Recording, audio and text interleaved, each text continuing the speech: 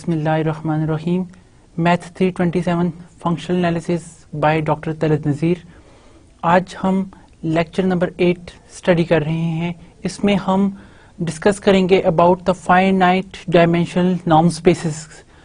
About the finite dimensional नॉन spaces. इसमें नॉन स्पेसेस जब फाइनाइट होती हैं और इनफाइनाइट होती हैं, दे प्ले इम्पॉर्टेंट रोल के what are the characteristics they hold, जो कि हम देखेंगे फाइनाइट डायमेंशनल में क्या क्या खूबियां हैं, कौन सी ऐसी बातें हैं जो सिर्फ फाइनाइट की हद तक महदूद हैं। इनफाइनाइट डायमेंशनल स्पेसेस पे इस तरह के रिजल्ट्स नहीं हो सकते। कहाँ पे कन्वर्जेंस का इशू है, कहाँ कंप्लीटनेस का इशू है, कहाँ क्लोजनेस का इशू है, कहाँ कम्पैक्टनेस का इशू है। तो हम ऐसे तमाम प्रॉब्लम्स को देखेंगे कि फाइनाइट डायमेंशनल स्पेसेस पे किस तरह के रिजल्ट्स जो हैं वो हो सकते हैं। तो आज हम जो कोर्स आउटलाइन देखेंगे अपने इस हवाले से, फाइनाइट डायमेंशनल नॉर्म स्पेसेस के हवाले से, तो सबसे पहले हम फाइनाइट डायमेंशनल नॉर्म स्पेसेस को स्टडी करेंगे। फिर हम फाइनाइट डायमेंशनल सब स्पेसेस को देखेंगे कि सब स्पेसेस फाइनाइट डायमेंशनल स्पेसेस में किस तरह की कैरेक्टरिस्टिक्स जो है वो होल्ड करती हैं।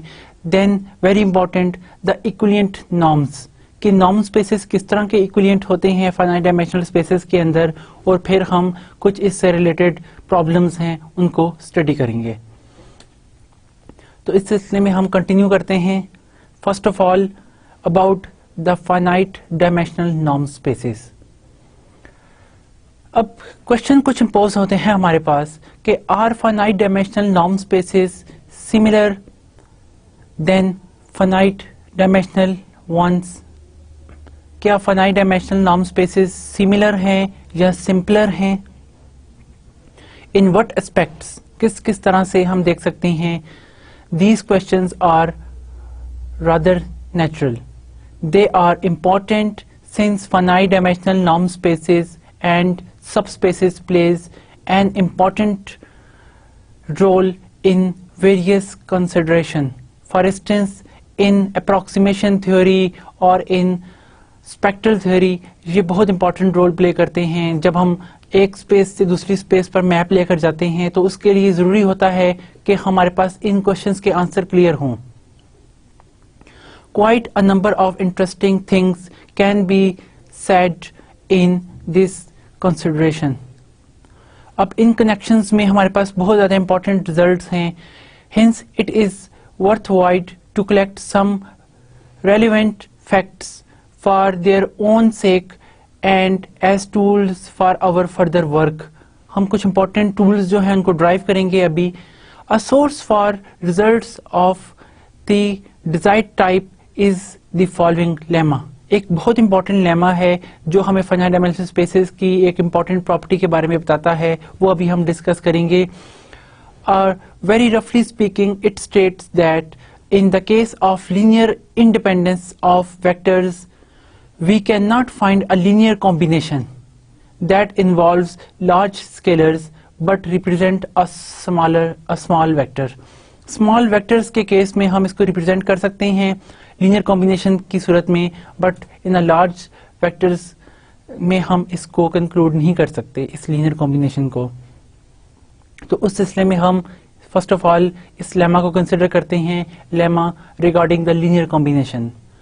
Late x1 x2 up to xn be a linearly independent set of vectors in a norm space x of any dimension. अब यहाँ पर हमारे पास क्या है, x1 x2 एक लीनियरली इंडिपेंडेंट सेट है। यानी कि लीनियरली इंडिपेंडेंट सेट कब होता है कि जब आप लीनियर कॉम्बिनेशन इक्वल टू 0 लें तो उसमें जितनी भी स्केलर हैं they all equal to 0 and it's only a choice, कि आपके पास सिर्फ एक ही चॉइस है इस होमोजेनियस इक्वेशन को सॉल्व करने के लिए, जिसमें alpha 1 x1 plus alpha 2 x2 equal to plus up to so on alpha n xn equal to 0 है, जिसमें तमाम अल्फा इज इक्वल टू 0 हैं।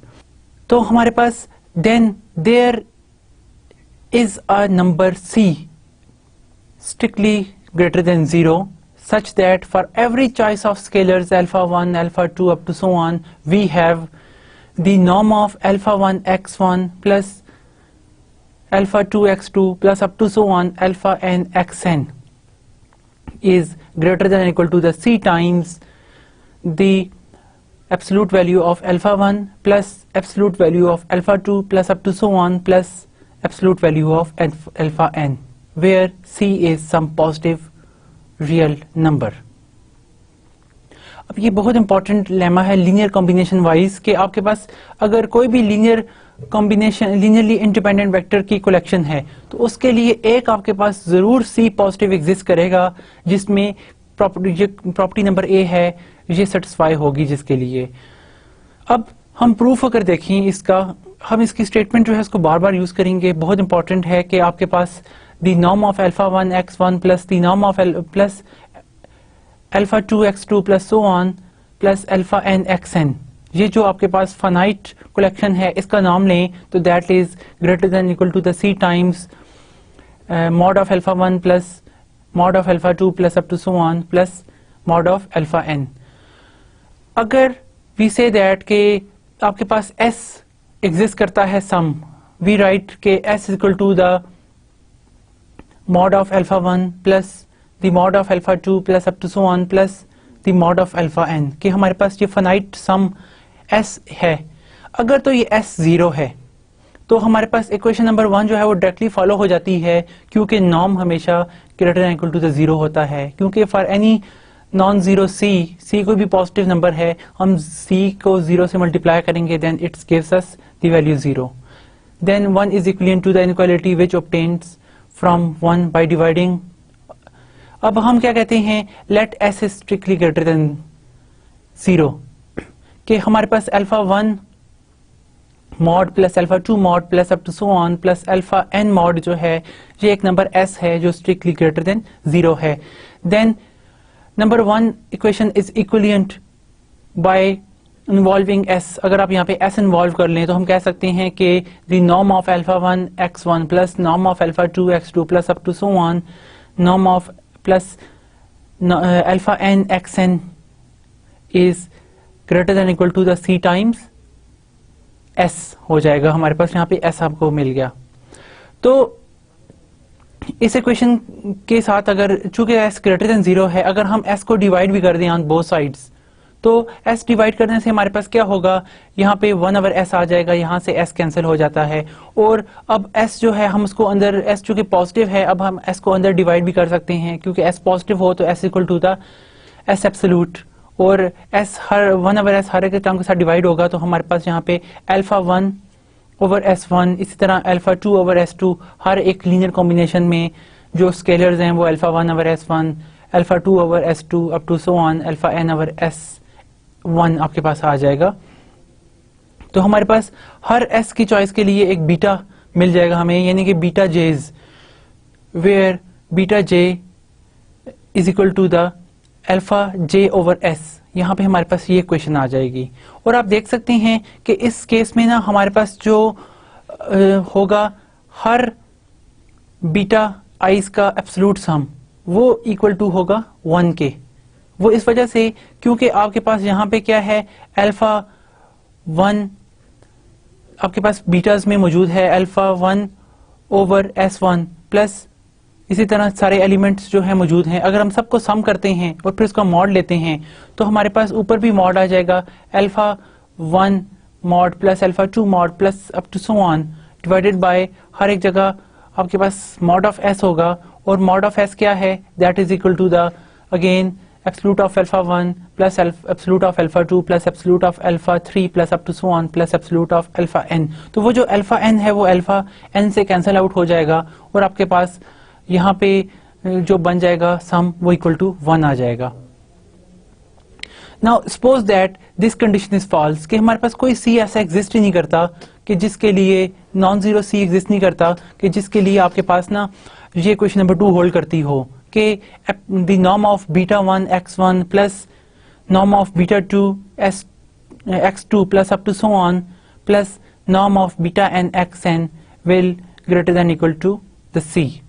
अगर ये फॉल्स है तो इसका क्या मतलब है कि there exist a sequence yn of vectors, के एक वेक्टर्स की एक ऐसी कलेक्शन हमारे पास जरूर होगी जो कि ym इज डिफाइंड एज कि y1 m x1 plus y2 beta 1 m x1 plus beta 2m x2 plus up to so on plus beta n m x n।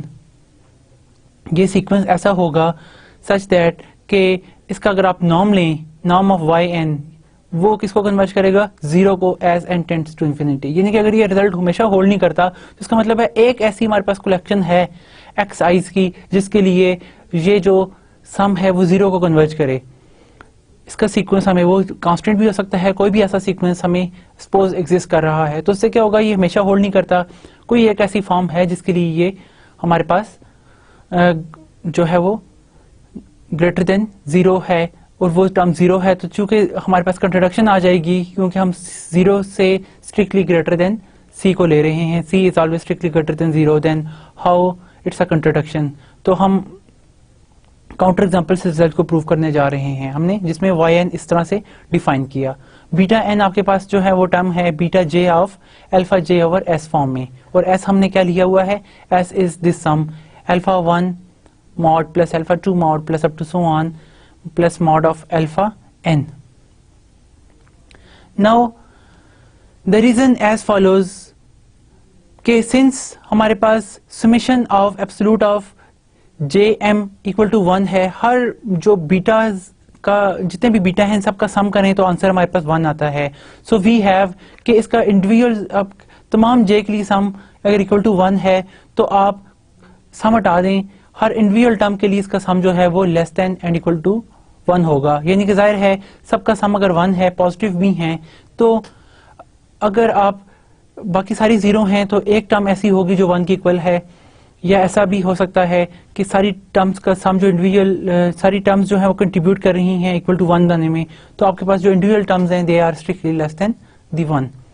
Hence for each fixed j the sequence beta j m is defined as कि beta J1, beta J2 up to so on। ये हमारे पास एक beta J एक is a bounded sequence, ये हमारे पास bounded sequence बन जाएगा क्योंकि आपके पास देखें हर एक का एब्सोल्यूट सम लेते हैं वो लेस देन 1 है, तो इसका मतलब है कि इसकी सारी की सारी टर्म्स जो हैं वो बाउंडेड बाय 1 हैं, -1 और 1 के दरमियान इसकी तमाम की तमाम वैल्यूज हैं। और ये बीटास है भी क्या, they are the real numbers, क्योंकि सारी एब्सोल्यूट वैल्यूज भी हैं।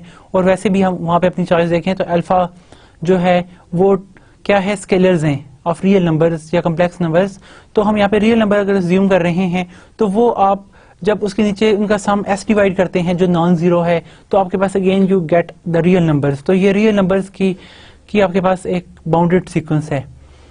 Consequently by the Bolzano Weierstrass theorem of calculus B1m has a convergent sub sequence, कि हर बाउंडेड सीक्वेंस की एक कन्वर्जेंट सब सीक्वेंस जरूर एग्जिस्ट करती है।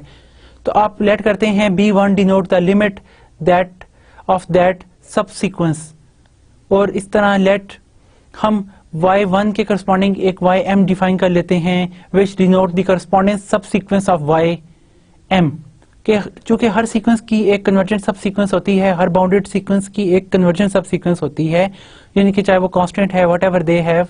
तो आपके पास इससे क्या होगा कि हर y के अंदर आप एक करस्पॉन्डिंग y1m डिफाइन कर लेते हैं जो कि जिसकी कोई ना कोई लिमिट है, for which the corresponding sub sequence of scalars β2m converges, let β2 denote the limit. अब यानी कि हम कहते हैं β2m जो है वो कन्वर्ज करता है, उसकी करस्पॉन्डिंग हमें सब सीक्वेंस मिलती है तो वो β2 को कन्वर्ज करता है। कंटिन्यूइंग इन दिस वे, यानी कि β1m जो है वो β1 को कन्वर्ज करता है, β2m β2 को कन्वर्ज करता है। ये सारे रियल नंबर्स हैं, तो चूंकि रियल नंबर्स की स्पेस कंप्लीट भी होती है, हमें हर एक के करस्पॉन्डिंग नंबर्स मिलते जाते हैं जो कि कन्वर्ज करते हैं। तो इस तरह हम एक नई सीक्वेंस डिफाइन कर लेते हैं, एक सब सीक्वेंस डिफाइन कर लेते हैं y ऑफ nm, जिसकी टर्म्स क्या हैं, yn1 yn2 up to so on of ये सीक्वेंस ym की हम एक सब सीक्वेंस ले लेते हैं ym में those terms are of the form, इसकी टर्म्स हमारे पास एक खास फॉर्म में होंगी जो कि ये है ynm is equal to the summation j equal to 1 to n gamma j m xj। और यहाँ पर भी हमारे पास क्या है कि gamma j का आप अगर फाइनाइट सामने j equal to 1 to n mod of gamma j m, तो वो 1 की इक्वल है। हमने एक नई सीक्वेंस डिफाइन यहां से कर ली, अब आपके पास with scalars gamma j m जिनका सम जो है 1 के इक्वल है, सेटिस्फाइंग के गैमा जे एम जो है वो बीटा जे को कन्वर्ट कर रहे हैं। हर गैमा जे जो 1 है, गैमा 1 एम जो है वो बीटा 1 को कन्वर्ट कर रहा है। इसी तरह हर जे के लिए ये बीटा जे को कन्वर्ट करते हैं whenever m tends to infinity. Hence as m tends to infinity we have कि आपके पास y n m converges to some y, ये किसी y को कन्वर्ट करेगा और वो y किस तरह का होगा, जिसमें j equal to 1 to n होगा, beta j x j form का। यानी कि ये आपको एक कन्वर्जेंट सब सीक्वेंस मिलेगी जो इस पॉइंट को कन्वर्ट करती है, वेयर जिसमें अगेन आपके पास बीटा जेस जो हैं इनका सम 1 के इक्वल है।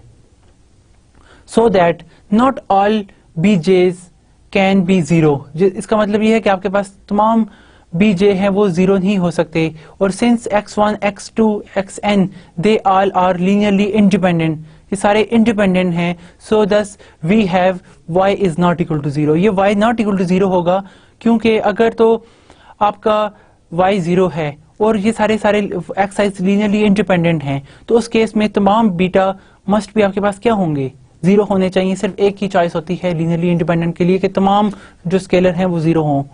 तो ये हमें बताती है कि आपका y जो है it must be non zero. लेकिन हम अगर अपनी कंडीशन में देखें, ये y n m जो है वो y को कन्वर्ज करता है और y है कि आपके पास लिमिट है इस तरह की एक सब सीक्वेंस की। और अब हमने यहाँ पे देख लिया कि फॉर द लीनियरली इंडिपेंडेंटनेस हमारे पास तमाम जो ये सम है ये नॉन जीरो होना चाहिए क्योंकि y आपका नॉन जीरो है। लेकिन कंडीशन में देखें तो आपका ये सीक्वेंस जो है वो y को कन्वर्ट करता है। इसका मतलब ये है कि हमारे पास एक ऐसा y हमें मिल गया जो कि नॉन जीरो है इसकी सब सीक्वेंस के लिए। तो वो हमें क्या कंक्लूड कराता है कि on the other hand y n m goes to y implies के y n m converges to y norm. ये प्रॉपर्टी क्यों है, हमें पता है कि नॉर्म जो है वो एक कंटिन्यूअस फंक्शन है। जब भी कोई सीक्वेंस किसी पॉइंट को कन्वर्ट करता है तो सीक्वेंस का नॉर्म भी उसी पॉइंट के नॉर्म को कन्वर्ट करता है by the continuity of the norm.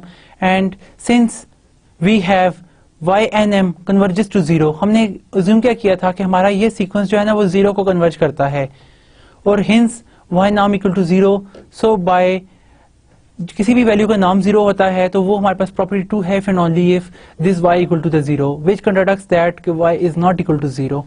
क्योंकि हमने यहाँ पे अपनी कंडीशन देखी थी कि y आपका लाजमी तौर पर क्या होना चाहिए, not equal to zero. And hence the proof of lemma conclude, हमने कंट्रोडक्शन से इसका प्रूफ देख लिया। यानी कि आपके पास हर c के लिए एक ऐसी चॉइस जरूर आपके पास होगी, यानी कि एक c जरूर एग्जिस्ट करेगा जो कि छोटा होगा इस नॉर्म वैल्यू से, जिसमें beta 1 x1 plus beta 2 x2 plus up to so on beta n xn involve है। तो आपने देखा कि हमारे पास यहाँ पे रिजल्ट में क्या है कि कोई भी लीनियरली इंडिपेंडेंट हम कलेक्शन लेते हैं नॉर्म स्पेस के अंदर तो हमारे पास एक सी लाजमी एग्जिस्ट करता है कि for any choice of scalars, आप अल्फा 1 अल्फा 2 कोई भी चॉइस ले लें, उसके लिए the norm of alpha 1 x1 plus the norm of alpha 2 x2 plus up to so on plus alpha n xn norm will always greater than equal to the c times absolute of alpha 1 plus absolute of alpha 2 plus up to so on plus absolute of alpha n। ये property हमेशा हमारे पास hold करती है। अब हम इसमें further देखते हैं as a first application of this lemma let us prove the following basic theorem.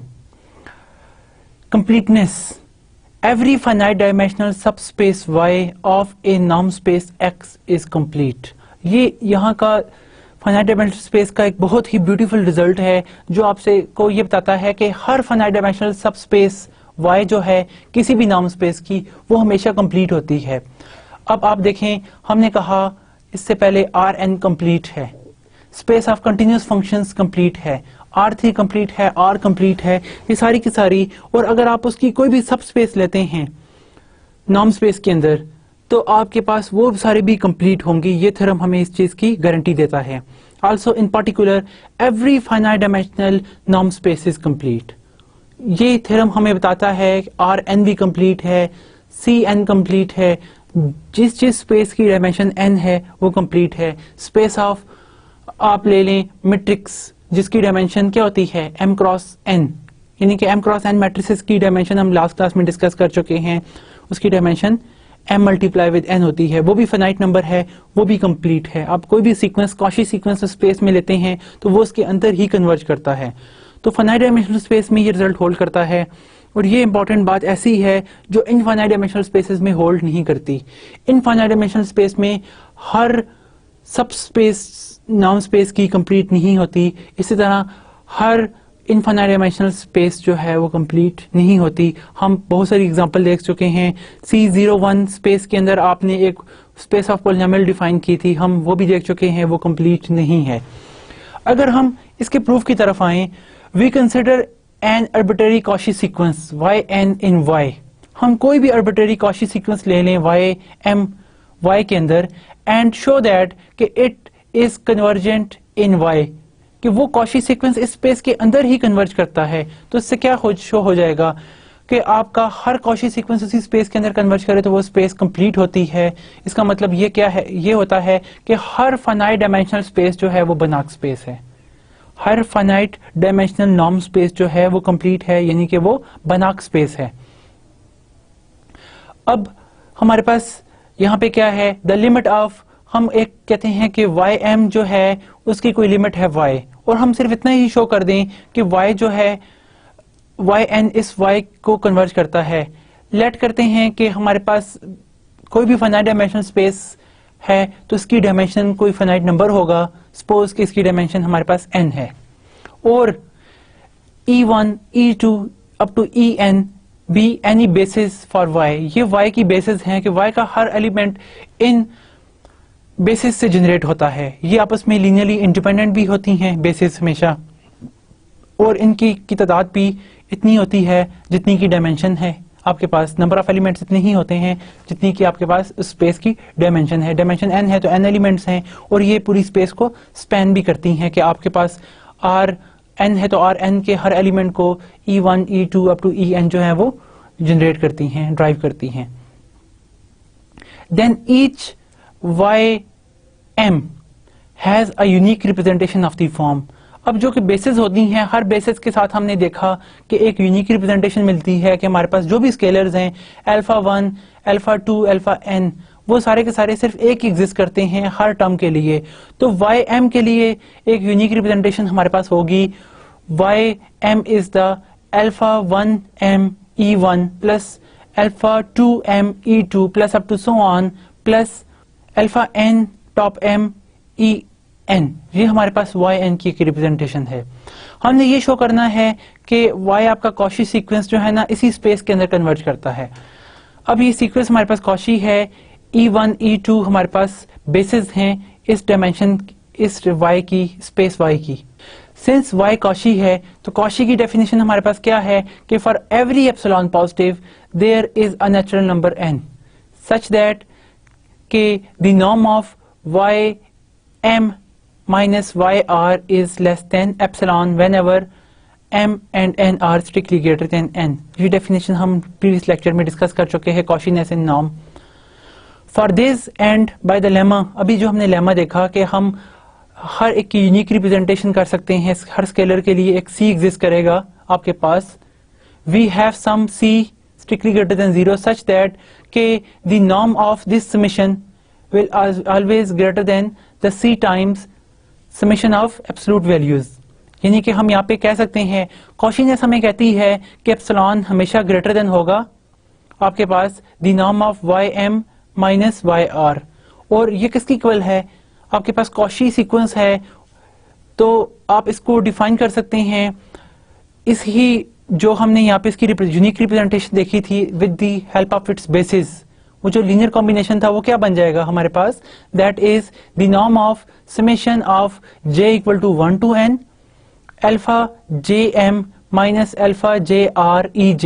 यानी कि ई जे दोनों से मल्टीप्लाई है, और जब हम सब्ट्रैक्ट करते हैं तो सम जो है ई जे सब में कॉमन है, तो ई जे आप जो जिन जिन टर्म में कॉमन है आप उसको साइड पे ले सकते हैं, तो हमारे पास ये समेशन आ जाती है।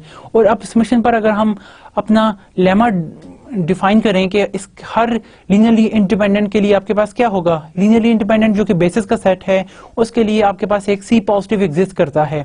तो वो जो सी पॉजिटिव एग्जिस्ट करता है वो ये इनइक्वालिटी जो है वो होल्ड करती है उसके लिए कि that is less than equal to the C times summation from j equal to 1 to n then the absolute value of alpha j m minus alpha j r. अब यहां पर भी आप हर एक टर्म को लेकर देखें तो बाकी जो सिमिलर टर्म्स हैं उनका सम आपको इस फॉर्म में मिल जाएगा।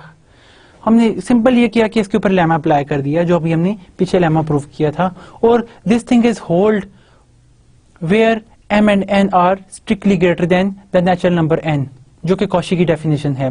तो इससे हम क्या कंक्लूड करते हैं कि आपका एप्सिलॉन जो है is strictly greater than the c times this summation j equal to 1 to n absolute of alpha j m minus alpha j r. c हमारे पास क्या है, it's a positive real number. अब पॉजिटिव रियल नंबर को अगर हम दोनों तरफ डिवाइड कर दें, c को डिवाइड कर दें on division of c, this gives us, और कि आपके पास जो एप्सिलॉन ओवर c है वो स्ट्रिक्टली ग्रेटर देन होगा summation from j equal to 1 to n the absolute value of alpha j m minus alpha j r. तो अब आपके पास यानी कि एप्सिलॉन बाय j से लेस देन क्या है, summation from j equal to 1 to n absolute of alpha j m minus absolute minus alpha j r. अब ये अल्फा जो एब्सोल्यूट है ये पॉजिटिव टर्म का सम आपको मिल रहा है यहाँ पे, summation of the positive terms, क्योंकि एब्सोल्यूट की हर टर्म पॉजिटिव है। तो what about for only j, अब j केस ले रहे हैं, फॉर आर्बिट्रेरी j के लिए क्या होगा, you have the absolute value of alpha J m minus alpha j r that is less than equal to the summation from j equal to 1 to n absolute value of alpha j m minus alpha j r, and which is strictly less than the epsilon by c। epsilon क्या है, arbitrary positive, और alpha j क्या है, आपके पास एक sequence है alpha, आपके पास alpha m minus alpha r। अब ये आपको स्केलर्स हैं जो एप्सिलॉन बाय c से लेस हैं, और स्केलर्स भी कहाँ के हैं, स्पेस ऑफ रियल नंबर्स के, और r आपके पास क्या है, कंप्लीट है, क्योंकि हम ये प्रूव कर चुके हैं कि r is complete, rn is complete. तो it's a space of Cauchy sequence, ये आपके पास ना कॉशी सीक्वेंस आपको मिल रही है। इट्स मीन के आपके पास alpha j m is a Cauchy sequence in r, और r चूंकि कंप्लीट है तो अल्फा जे जो है ना, अल्फा जे एम, ये लाजमी किसी अल्फा जे को कन्वर्ज करेगा क्योंकि हमारे पास by the completeness of r, यानी कि this shows that the each of the sequence alpha j m, हमें ये टर्म मिल रही है is a Cauchy in R or C. जो भी आप इसमें आर आर सी लेते हैं, वट एवर द फील्ड आप आर हो सकती है, सी हो सकती है, किसके करस्पॉन्डिंग आपके पास ये सीक्वेंस मिल गया। Hints it is convergence. Why it is convergence, because R is complete, C is complete, तो हर कॉशी सीक्वेंस इन स्पेसेस में कन्वर्ज करता है। इस वजह से ये आपके पास कोई आर्बिट्रेरी कॉशी सीक्वेंस है तो डेफिनेटली ये भी कन्वर्ज करेगा। Let alpha J denote the limit, हम कहते हैं इस अल्फा जे एम की लिमिट जो है ना वो अल्फा जे है। यूजिंग दीज n लिमिट्स, अब हम इन n लिमिट्स को यूज करें तो आपके पास क्या होगा, पहला अल्फा जे वन जो है वो अल्फा वन को कन्वर्ज करेगा, अल्फा J2 जो है वो अल्फा जो 2 है, टू जो है वो अल्फा 2 को कन्वर्ज करेगा। इसी तरह आपके पास हर एक अल्फा n2 जो है वो अल्फा n को कन्वर्ज करेगा। तो हम इन सब के सम से भी एक एलिमेंट y डिफाइन कर लेते हैं। वो क्यों, क्योंकि आपके पास y यानी कि Rn का हर एलिमेंट इनके लीनियर कॉम्बिनेशन की फॉर्म में डिफाइन हो सकता है। इसी तरह आपके पास E1 E2 जो है वो क्या है, बेसिस हैं। तो बेसिस जो होती हैं वो इस नॉर्म स्पेस का हर एलिमेंट एक unique representation of linear combination लिखा जा सकता है कि उसके लिए जरूर आपके पास alpha 1 alpha 2 alpha 3 alpha n exist करेंगे कि y जो है वो आपके पास इस फॉर्म में होगा। Clearly y belongs to the y, ये आपके पास एक अगेन फाइनाइट सम आपको मिल गया। तो y आपका y को बिलोंग करता है। फर्दर मोर कि क्या वो जो कॉशी सीक्वेंस हमने yn लिया वो इस y को कन्वर्ज करता है कि नहीं करता। अब ym माइनस y का को अगर इसका नॉर्म देखें तो वो किसके इक्वल होगा, that is equal to the summation from j equal to 1 to n alpha j m minus alpha j e j times e j, क्योंकि y आपके पास इस फॉर्म में है, ym वही सीक्वेंस है जो हमने यहाँ पे डिफाइन किया है कि आपके पास ym जो है वो alpha 1m e1 alpha 2m e2 plus up to so on plus alpha n power m e n की इक्वल है। m इसकी सिर्फ नोटेशन है, तो आप इसको लिखते हैं तो आपके पास ई जे जिन जिन टर्म में कॉमन है वो बाहर आ जाएगा, तो ये आपके पास एक फॉर्म बन गई। और हमें पता है कि जब हम ट्रायंगुलर इनइक्वालिटी अप्लाई करते हैं नॉर्म की, तो दिस विल गिव्स अस कि आपके पास क्या हो जाएगा कि that is less than equal to the summation from j equal to 1 to n, then आपके पास आ जाएगा alpha j m minus e j times e j का इंटरनल नॉर्म आ जाएगा।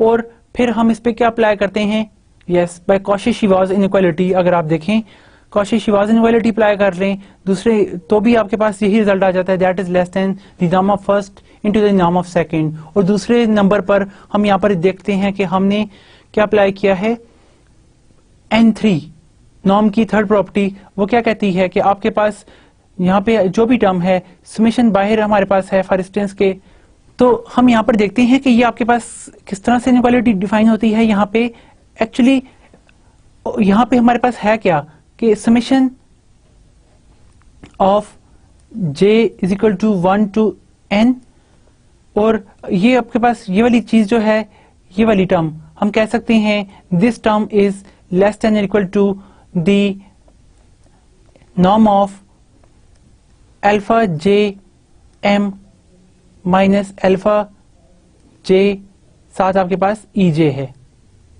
विथ ई जे, ये आपके पास है। और alpha j minus alpha j m minus alpha j, ये क्या है, दीज आर द स्केलर्स। अब स्केलर में अगर आप m प्रॉपर्टी सेटिस्फाई करें, प्रॉपर्टी अप्लाई करें, किसकी property, m the property of norm n3, जो कि हमें बताती है the norm of alpha x is equal to the mod of alpha times x, तो हमारे पास क्या आ जाएगा, this will gives us summation बाहर ही रहेगा j equal to 1 to n, यहाँ पे हमारे पास आ जाएगा alpha j m minus the alpha j इसका absolute times the norm of e j, ये हमारे पास आ जाएगा जो कि ये वाली इक्वेशन है। अब यहाँ पे इंपॉर्टेंट बात ये है कि आपका ये सीक्वेंस अल्फा जे एम जो है वो अल्फा जे को कन्वर्ज करता है। ये हमने कॉशी सीक्वेंस लिया और ये कन्वर्ज करता है क्योंकि ये किसका सीक्वेंस है आर में या सी में, तो आर और सी दोनों कंप्लीट हैं, तो हर कॉशी सीक्वेंस कन्वर्ज करता है। हमने कहा था कि we denote its limit alpha j, तो जब ये अल्फा जे को कन्वर्ज करेगा whenever we takes n tend to infinity, तो उससे क्या हमारे पास हो जाएगा, whenever we take limit m tends to infinity, we conclude that the right hand side goes to the zero, and it's mean the left hand side is always approaches to zero, क्योंकि ये less than equal to the zero है, तो it's mean कि ये कभी ये goes to zero हो जाएगी, ये कभी भी नेगेटिव नहीं होती, जीरो की इक्वल हो सकती है।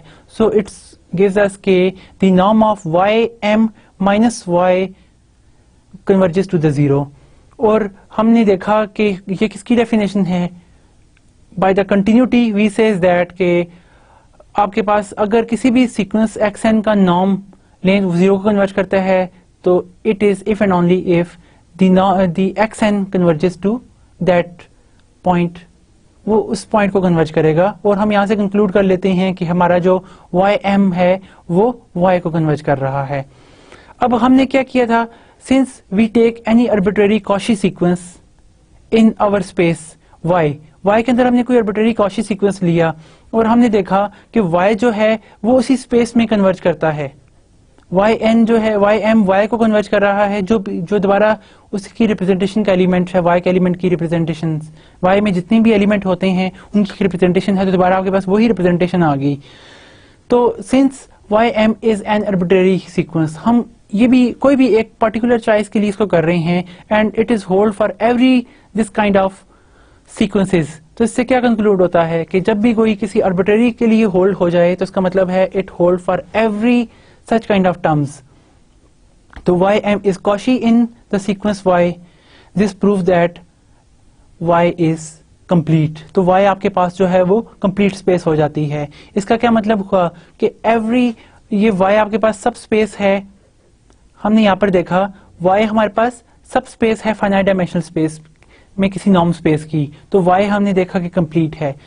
और तो इसी तरह हम कह सकते हैं कि every finite dimensional norm space is बनाक स्पेस। हर फाइनाइट डायमेंशनल नॉर्म स्पेस जो होती है वो बनाक स्पेस होती है, वहां पे हर कॉशी सीक्वेंस जो है वो कन्वर्ज करता है। अगर वो है तो उसकी हर सब स्पेस जो है that is also a complete. Her finite dimensional space की जो सब स्पेस होती है नॉर्म स्पेस में वो भी कंप्लीट होती है, वहां पे भी हर कॉशी सीक्वेंस कन्वर्ज करता है। So it's the things about the बनाक स्पेसेस, यानी कि बनाक स्पेस की जो सब स्पेस होती है वो भी बनाक होती है फाइनाइट डायमेंशनल नॉर्म स्पेस के अंदर। इसी तरह हम नेक्स्ट क्लोज्डनेस के बारे में एक इंपॉर्टेंट थ्योरम स्टडी करते हैं। क्लोज्डनेस हम देख चुके हैं कि क्या होता है, जिसमें आप देखते हैं कि कोई भी सेट कब क्लोज होता है जब वो अपने क्लोजर के इक्वल हो। Every finite dimensional subspace Y of a norm space is closed in X। ये एक और खूबसूरत थ्योरम है, बहुत इंपॉर्टेंट थ्योरम है फाइनाइट डायमेंशनल नॉर्म स्पेसेस का। ये हमें बताता है कि आप कोई भी सब स्पेस लेते हैं नॉर्म स्पेस के अंदर कोई सब स्पेस लेते हैं तो वो हमेशा क्लोज होगी फाइनाइट डायमेंशनल स्पेस के अंदर। एवरी फाइनाइट डायमेंशनल सब space Y of A norm space is closed.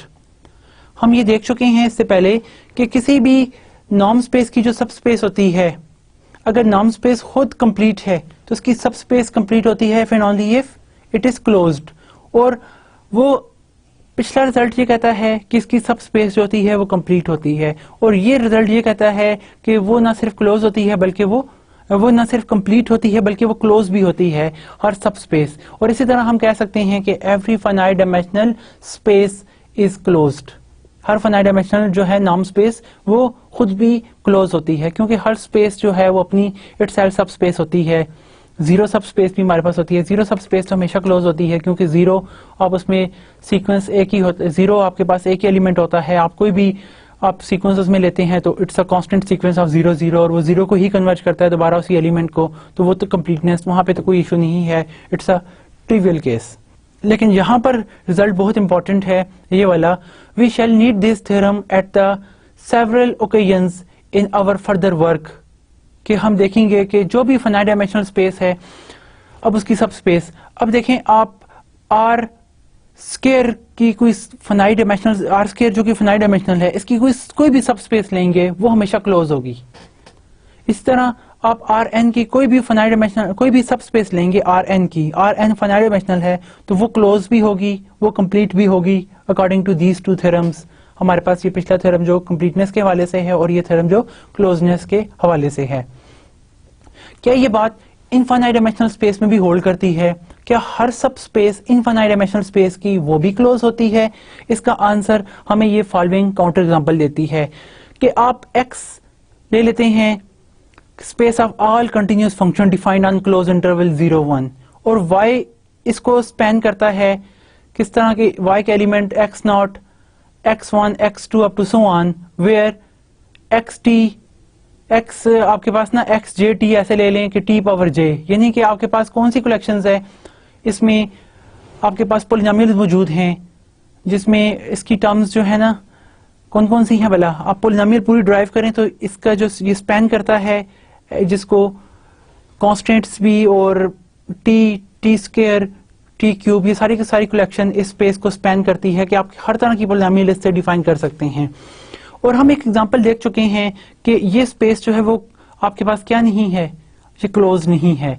आप इसमें कॉशी सीक्वेंस ले सकते हैं इस तरह से कि उसकी कुछ जो कॉशी सीक्वेंस इस तरह के उसके कुछ फंक्शंस जो हैं वो इक्वल टू 0 हैं और कुछ फंक्शंस इक्वल टू 1 है। यानी कि जिस तरह आप देखें पिछले लेसन में हम ये एग्जांपल कर चुके हैं कि जहां पर हमने कहा था कि हमारे पास एक्स एम टी हम एक सीक्वेंस लेते हैं यहाँ पे डिफाइन करते हैं कुछ इस तरह का कि x n equal to the x n t की इक्वल है और एक्स एन टी की टर्म 0 है इफ आपका n जो है वो into the form of 1/m plus 1/2 type है, और इसी तरह इसकी वैल्यू इक्वल टू 1 है इफ आपका n जो है इट इज ग्रेटर देन आपके पास 1/2 प्लस 1/m, ये इससे ग्रेटर है, और आपकी वैल्यू जो है ये लेस देन कहां से है, less than equal to the 1 इनके लिए। तो हमने ये देखा कि आपके पास अंडर द इंटीग्रल मीट्रिक, आप इसके ऊपर मीट्रिक डिफाइन करते हैं इंटीग्रेशन फाइज के, आप जो है उस मीट्रिक में हम देखते हैं कि आपका ये जो सीक्वेंस है ये कॉशी है लेकिन ये कन्वर्ज नहीं करता इसी स्पेस के अंदर। तो उससे हमने ये कंक्लूड कर लिया था कि आपके पास ये स्पेस जो है वो कंप्लीट नहीं है। आपके पास इस तरह के सीक्वेंसेस बहुत सारे मौजूद हैं, कॉशी सीक्वेंसेस, जो स्पेस में इस पॉइंट को, इसके अंदर के पॉइंट को कन्वर्ज नहीं करते। तो हिंस वी कंक्लूड दैट कि आपके पास ये जो स्पेस है वो कंप्लीट नहीं है, ना ही ये क्लोज है, कॉशी सीक्वेंस भी नहीं करता। इसी तरह आपका ये सीक्वेंस जो है इस स्पेस के अंदर कन्वर्ज नहीं करता, ये सीक्वेंस इसी के अंदर मौजूद है लेकिन ये इसको कन्वर्ज नहीं करता। तो इससे क्या हम कंक्लूड करते हैं कि आपके पास बहुत सारे हमें ऐसी एग्जांपल मिल जाती हैं जो ये बताती हैं कि इनफाइनाइट डायमेंशनल स्पेसेस जो हैं वो क्लोज नहीं होती। इनफाइनाइट डायमेंशनल स्पेस की हर सब स्पेस क्लोज नहीं होती। इस तरह इनफाइनाइट डायमेंशनल स्पेस की हर सब स्पेस जरूरी नहीं है कंप्लीट हो। तो these are the examples, but what the nice thing in a finite dimensional space, finite dimensional norm space की हर सब स्पेस जो होती है वो कंप्लीट होती है। finite dimensional spaces, norm spaces itself जो हैं वो भी कंप्लीट होती हैं। finite dimensionals की जो सब स्पेसेस हैं, नॉर्म स्पेसेस की जो सब स्पेसेस हैं वो क्लोज्ड होती हैं, और इसी तरह इन particular finite dimensional norm spaces जो होती हैं वो खुद भी क्लोज होती हैं। यहाँ पे क्लोजनेस और कंप्लीटनेस में आप थोड़ा सा डिफरेंस देख लीजिएगा। क्लोजनेस से मुराद ये होता है कि आप कोई भी इसमें सीक्वेंस लें वो उसके अंदर कन्वर्ज करे, और कंप्लीटनेस ये कहती है कि कोई भी कॉशी सीक्वेंस लें वो उसमें कन्वर्ज करे। यहाँ पर एक और बात इंपॉर्टेंट है कॉशीनेस के हवाले से और कंप्लीटनेस के हवाले से, कॉशीनेस के हवाले से और कन्वर्जेंट के हवाले से, जो कि हम बहुत ज्यादा देख चुके हैं रियल एनालिसिस के अंदर। वो हमें बताता है कि every convergent sequence is Cauchy sequence but converse is not true. The same thing hold in a vector spaces and the norm spaces as well as in a metric spaces. ये तमाम चीजें इन स्पेसेस में भी result इस तरह hold करते हैं कि हर कॉशी सीक्वेंस जो है जरूरी नहीं है वो कन्वर्जेंट हो उसी स्पेस में। अगर हर कॉशी सीक्वेंस कन्वर्जेंट होता तो स्पेस कंप्लीट होती। इसी तरह यहाँ पे आपके पास ना हर कॉशी सीक्वेंस जो होता है, हर कन्वर्जेंट सीक्वेंस कॉशी होता है मीट्रिक स्पेस में भी और नॉर्म स्पेसेस में भी। ये बड़े आराम से आप प्रूव या कंक्लूड कर सकते हैं। इसके बाद आपके पास another interesting property of a finite dimensional vector space X is that all norm of X leads to the same topology for X। आप इसमें X के ऊपर सेम टोपोलॉजी है वो कंक्लूड कर सकते हैं। That is the open subsets of X are the same regardless the particular choice of a norm of X। X के ऊपर आपने जो नॉर्म डिफाइन किया है उस नॉर्म के तहत आपके पास फाइनाइट डायमेंशनल में जितने भी आप आल तरह के नाम बनाते हैं वो सारे के सारे आपस में इक्विवेलेंट होते हैं। यानी कि फाइनाइट डायमेंशनल वेक्टर स्पेस में जो भी आप नाम लें वो सेम टोपोलॉजी होल्ड करते हैं। जो चीज आपके पास एक नॉर्म के तहत आप लेते हैं वो आपको अगर ओपन मिलती है तो दूसरे नाम, आप जो दूसरा नाम लेंगे वो नाम उस नाम के तहत भी वो ओपन होगी। टोपोलॉजी क्या करती है? Topology toe is the collection of open sets. जो एलिमेंट टॉ को बिलोंग करते हैं वो ओपन होते हैं। हम टॉ की प्रॉपर्टीज पढ़ चुके हैं, टॉ1, टॉ2, टॉ3। आपको पता है कि फाई एक्सिस में मौजूद होना चाहिए। Union of any number of open set लें वो भी दोबारा से ओपन होना चाहिए। Finite intersection of close set is closed. तो ये प्रॉपर्टीज आपके पास जो है टोपोलॉजी इंड्यूस करती हैं। तो यहाँ पे भी आप किसी भी नॉर्म के तहत ओपन सेट लेते हैं तो वो कोई और नाम लें उसके तहत भी वो ओपन है, वो सेम टोपोलॉजी उधर भी जो है वो होल्ड करेगी। और ये हमें एक इम्पोर्टेंस बताती है फाइनाइट डायमेंशनल स्पेस की कि फाइनाइट डायमेंशनल स्पेस में आप कोई भी स्पेस लें उसके ऊपर जितने भी आप नाम डिफाइन करें वो सारे आपस में इक्विवेलेंट होंगे। इक्विवेलेंट इन द सेंस कि उनका आपस में कोई ना कोई रिलेशन जरूर होगा। Like we shall now discuss about the equivalent norms. Definition क्या है? Equivalent norms किस तरह कि if a norm on a vector space X is said to be equivalent, हम कहते हैं कि आपके पास कोई नॉर्म है, X एक वेक्टर स्पेस है या नॉर्म स्पेस है, हम इसके ऊपर एक नॉर्म डिफाइन कर लेते हैं, ये is said to be equivalent to the norm 0, ये वाला नॉर्म है, आप नॉर्म 1 कहें या कोई भी नॉर्म दूसरे नॉर्म के इक्विवेलेंट कब होता है? किसी वेक्टर स्पेस में if there exist a positive real numbers a and b, आपके पास दो पॉजिटिव नंबर जरूर एग्जिस्ट करें such that for all x belongs to the x we must have the a times norm of x with norm x naught is less than equal to the norm of x plus b times norm naught of x. ये relation hold करे तो हम कहते हैं कि हमारा ये जो नॉर्म 0 है और नॉर्म 1 ये आपस में इक्विवेलेंट हैं, क्योंकि दो नंबर जरूर एग्जिस्ट करके आपके पास रियल नंबर जिनके लिए पॉजिटिव रियल नंबर एग्जिस्ट करके कि वो ये बताते हैं कि आप इस तरह से नॉर्म नॉट को और नॉर्म 1 को आपस में इंटरलेट कर सकते हैं. अब आपने देखा कि Rn में हम कितनी तरह के नाम ड्राइव कर सकते हैं, इस हम देख चुके हैं. हमारे पास वहां पे सम नाम है Rn में जो है वो मैक्स नाम भी है, हमारे पास Rn में जो है वो स्क्वायर नाम भी है, the sum of squares of each terms then take its square root. इस तरह के बहुत सारे नाम्स हमारे पास हैं. तो आपके पास कोई भी फाइनाइट डायमेंशनल स्पेस होती है वहां पर तमाम नाम्स आपस में इक्विवेलेंट होते हैं. This concept is motivated by the following sets. Equivalent norms on X define the same topology for X.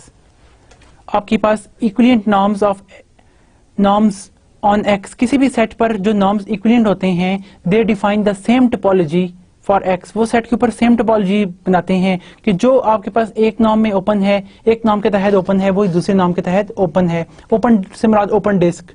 अब आप देखिए मुख्तलिफ सेट्स में ओपन डिस्क कहीं पे भी डायमंड बनती है, कहीं पे आपके पास स्क्वायर बनता है, कहीं पे आपके पास जो है वो सर्कल बनता है. तो अगर कोई भी चीज वहां पर ओपन है तो वो दूसरे नाम में भी उसी सेट पे ओपन होगी. ये इक्विवेलेंस की डेफिनेशन क्या है? हम दोबारा से रिपीट करते हैं कि किसी भी नॉर्म स्पेस के अंदर आप दो नॉर्म कब कहते हैं इक्विवेलेंट हैं कि उस आपके पास दो पॉजिटिव रियल नंबर जरूर एग्जिस्ट करें सच दैट कि a times the norm x not of the norm not of x is less than equal to the norm of x is less than and equal to the b times norm not of x. ये आप इसमें किसी भी position पर चाहे आप x not को x norm को यहाँ पे ले लें, x नॉट यहाँ पे ले लें, वो अगेन दोनों इक्विवेलेंट डेफिनेशन इक्विवेलेंट होंगे. यानी कि दोनों नॉर्म आपस में इक्विवेलेंट हैं, आप इनको इंटरचेंज भी कर सकते हैं x नॉट को और x नॉर्म को. Now theorem of equivalent norms, ये एक बहुत खूबसूरत प्रॉपर्टी है आपके पास नॉर्म के हवाले से कि on a finite dimensional vector space any norm is equivalent to any other norm not.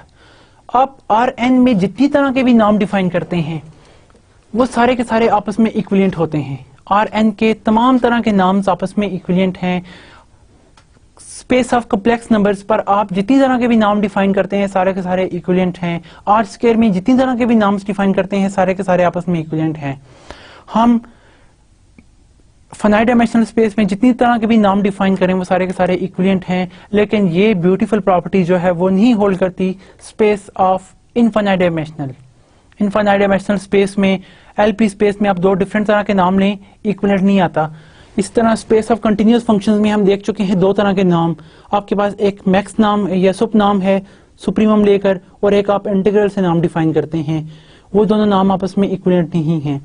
एक के अंदर कंप्लीटनेस दूसरी में कंप्लीटनेस नहीं है, क्योंकि हम देख सकते हैं कि आपके पास जिस तरह के भी हमने पीछे एग्जांपल कंस्ट्रक्ट की स्पेस ऑफ कंटिन्यूअस फंक्शंस या पॉलिनोमियल फंक्शंस की, तो वो आपके पास एक नाम के तहत तो कंप्लीट होती है लेकिन इंटीग्रल नाम के तहत वो कंप्लीट आपको नहीं मिलता. तो वहां पर स्ट्रक्चर जो है इक्विवेलेंस का नहीं है, वहां पर आपके पास इक्विवेलेंस की जो टोपोलॉजी का स्ट्रक्चर है वो होल्ड नहीं करता.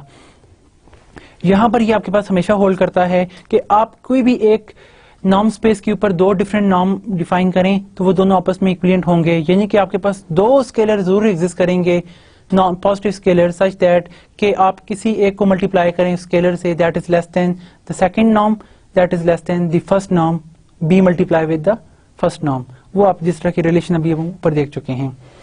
अब फाइनाइट डायमेंशनल स्पेस है, प्रूफ में हम कहते हैं कि सपोज कि आपके पास एक फाइनाइट डायमेंशनल स्पेस है जिसकी डायमेंशन कोई नेचुरल नंबर n है और E1 E2 up to En be any basis for x है, क्योंकि हम हर नॉर्म स्पेस की बेसिस डिफाइन कर सकते हैं जो कि लीनियरली इंडिपेंडेंट होती हैं, वो पूरे सेट को स्पैन करती हैं।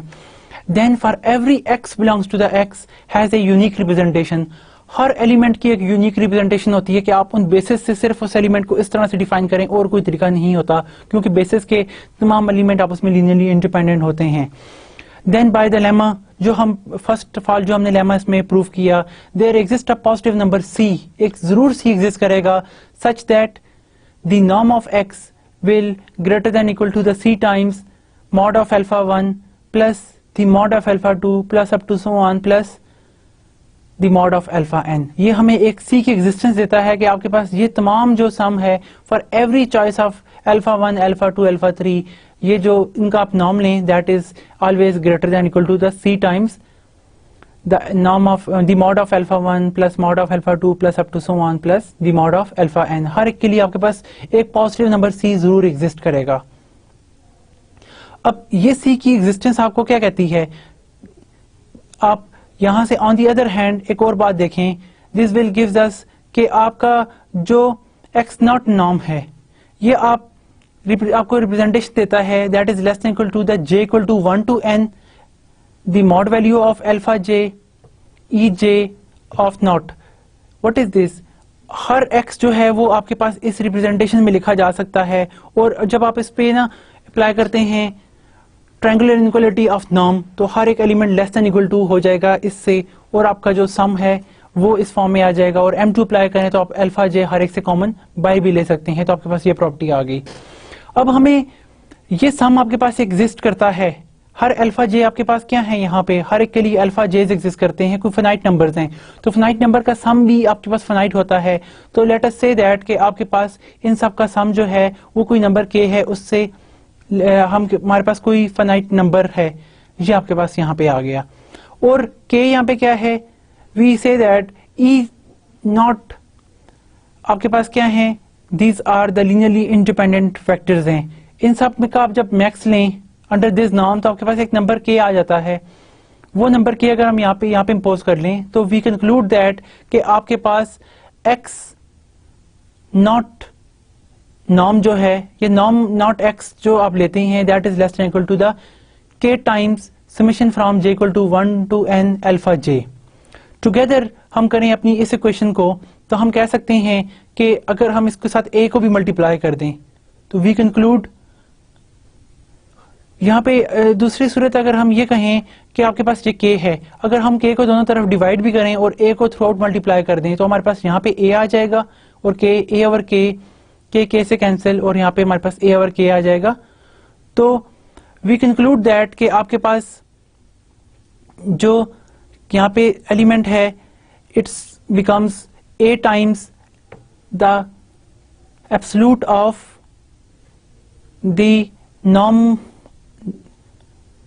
टुगेदर करें हम इन इक्वेशंस को तो हम क्या ऑब्टेन करते हैं, a times norm not of x is less than and equal to the norm of x।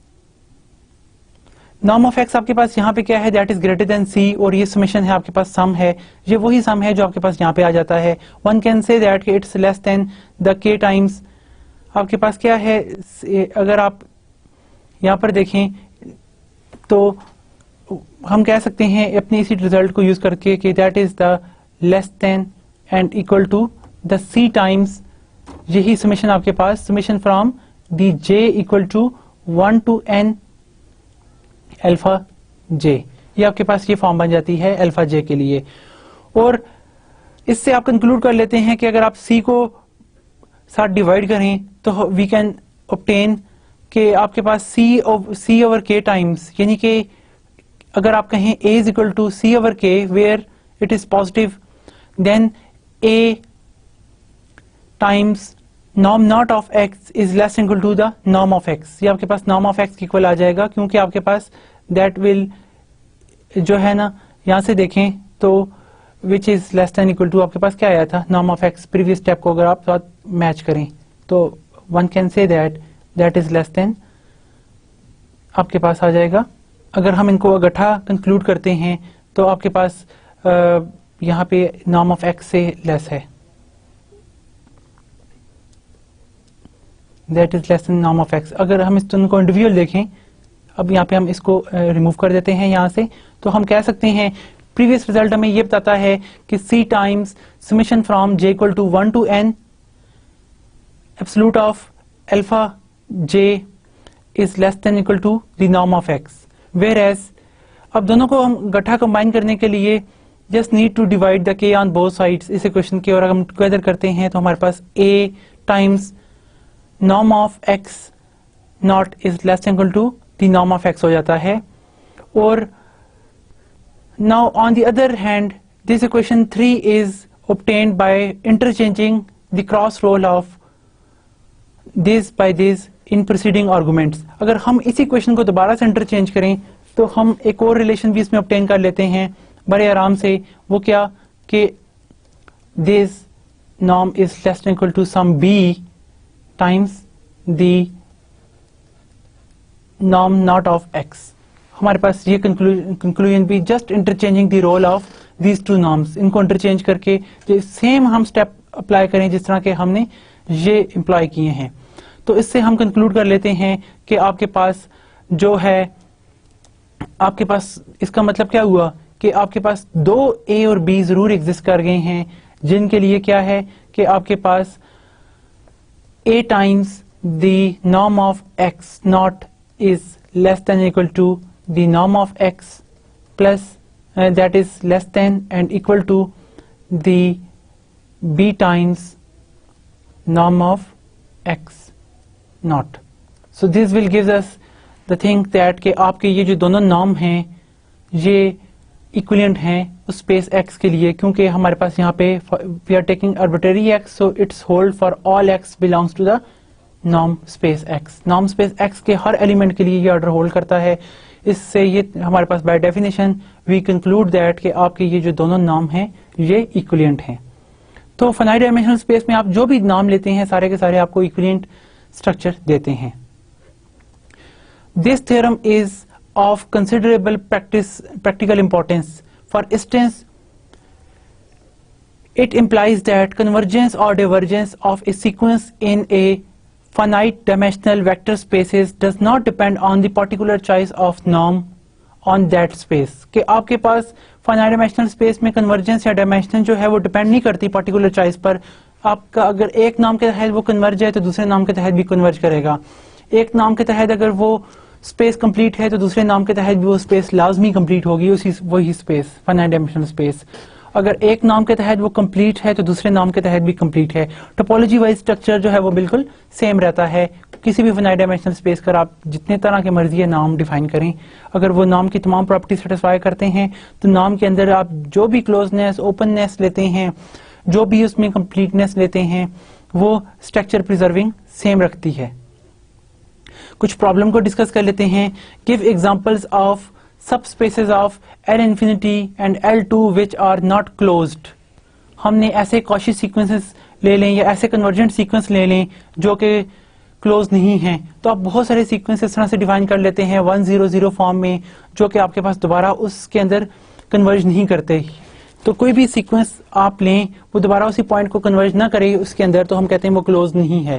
यानी कि L1 L2 का आप क्लियर लें तो L2 के इक्वल नहीं आता हमेशा, इस वजह से ये क्लोज नहीं है। हम इस तरह के जो है पहली एग्जांपल जिस तरह मैंने आपसे कहा कि आप कोई भी सीक्वेंस लें इन स्पेस के अंदर, ऐसे काउंटर एग्जांपल शो करने की जरूरत है कि वो दोबारा उसके अंदर कन्वर्ज ना करें। तो L2 और L इन्फिनिटी के अंदर बहुत सारे इस तरह की हमारे पास एग्जाम्पल हमें मिल जाती हैं। What is the largest possible value of C in first equation जो कि हमने ड्राइव की, यानी कि what is there exist a positive C। हर लीनियरली इंडिपेंडेंट आपके पास वेक्टर्स के लिए आपके पास एक इक्वेशन होल्ड करती है कि आपको एक C मिल जाता है। तो बताएं वो C पॉसिबल C क्या होगा।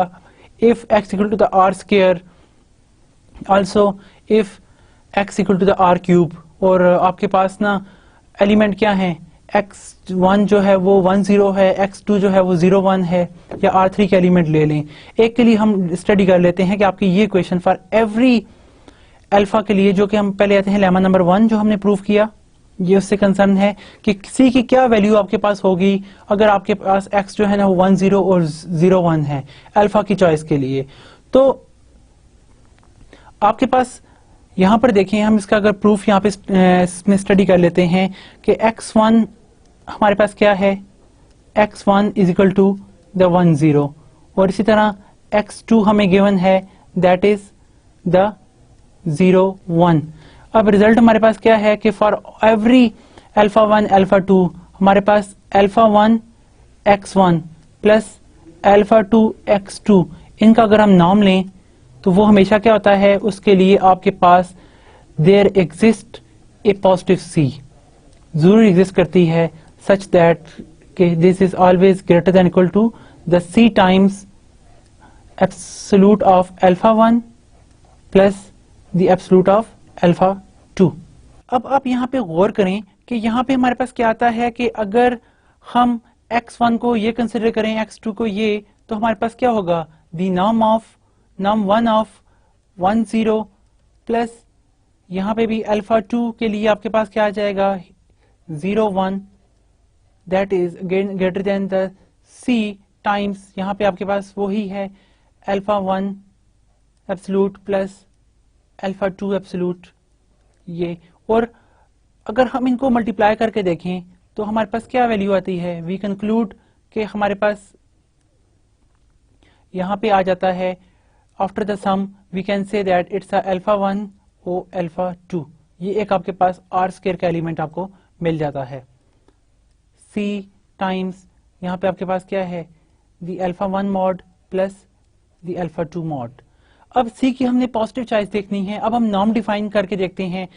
अब आर स्क्वायर के अंदर हमारे पास बहुत सी तरह के नाम हैं। सपोज दैट कि हमारा नाम जो है वो इस तरह किया है L1 square plus L2 square then it's square root, ये हमारे पास नाम की वैल्यू है, that is less than equal to the C times the alpha 1 plus the absolute value of alpha 2, जिसमें हमारे पास ये सम जो है ना इसको हम कह देते हैं से सम s, ये कोई s के इक्वल है तो c टाइम्स आपके पास s आ जाएगा, where s is not equal to 0। तो हम यहां पर इसको डिवाइड भी कर दें तो वी कंक्लूड दैट के alpha 1 square plus alpha 2 square, जो भी आपने अल्फाज लिए हैं उनके नीचे आपके पास डिवाइडेड बाय s, यानी कि the alpha 1 absolute plus alpha 2 absolute that is again greater than equal to the c आपके पास मिल जाएगा, जिसमें ये स्केलर हैं और denominator is not equal to the 0 है, चूंकि ऐसा आपके पास नॉन जीरो इस रिजल्ट में है। तो for what value of c, c की what is the largest possible value of c, चूंकि हमारे पास ये गिवन होता है कि सी हमेशा ग्रेटर देन 0 है, तो सी की लार्जेस्ट वैल्यू क्या है, largest possible value of the C we must need to take at the equal that alpha 1 square plus the alpha 2 square square root over the mod value of alpha 1 plus the mod value of alpha 2। what we are taking alpha 1 alpha 2 जो भी आप लें उस हर एक के लिए आपके पास largest c जो आपको मिलेगा, the largest c is of the form this, हर एक के लिए हमें एक लार्जेस्ट c इस तरह का मिल जाएगा। अब सेकंड रिजल्ट की तरफ अगर हम आए तो उसमें आर क्यूब के अंदर भी हम इस तरह का स्ट्रक्चर डिफाइन कर सकते हैं, वहां पर भी आपके पास जो वैल्यू आएगी वन कैन से दैट कि जो सी की लार्जेस्ट वैल्यू होगी अंडर दिस नाम that is the alpha 1 square plus alpha 2 square plus alpha 3 square whole square root over the norm of the mod of alpha 1 plus mod of alpha 2 plus mod of alpha 3। Same steps जिस तरह हमने are square में किए उस तरह आप यही value C की भी लार्जेस्ट पॉसिबल वैल्यू जो है ऑब्टेन कर सकते हैं। Show that the equivalent norm on a vector space x induce the same topology for x, कि हर x जो है वो सेम टोपोलॉजी इंड्यूस करते हैं। आप किसी भी वेक्टर स्पेस के अंदर दो नाम लें, कन्वर्जेंस ले लें, जो एक नाम के तहत कन्वर्ज करता है वो दूसरे नाम के तहत भी कन्वर्ज करता है। इक्विवेलेंट का रिलेशन क्या है कि उसके लिए b एग्जिस्ट करेगा आपके पास या सी ए और बी एग्जिस्ट करेंगे, आप उनको डिवाइड करके एक की कन्वर्जेंस से दूसरी कन्वर्जेंस को बआसानी प्रूव कर सकते हैं। इसी तरह आपके पास के दो नाम हैं आर इक्विवेलेंट इन नाम space, show that Cauchy sequence of these are the same, कि दोनों नाम स्पेसेस में आपके पास जो एक में कॉशी है वो दूसरे में भी कॉशी होगा। इट्स अगेन इंपॉर्टेंट थिंग कि आपके पास सपोज के आपके पास एक सीक्वेंस है xn स्पेस x में, वो एक इस नाम के तहत कॉशी है।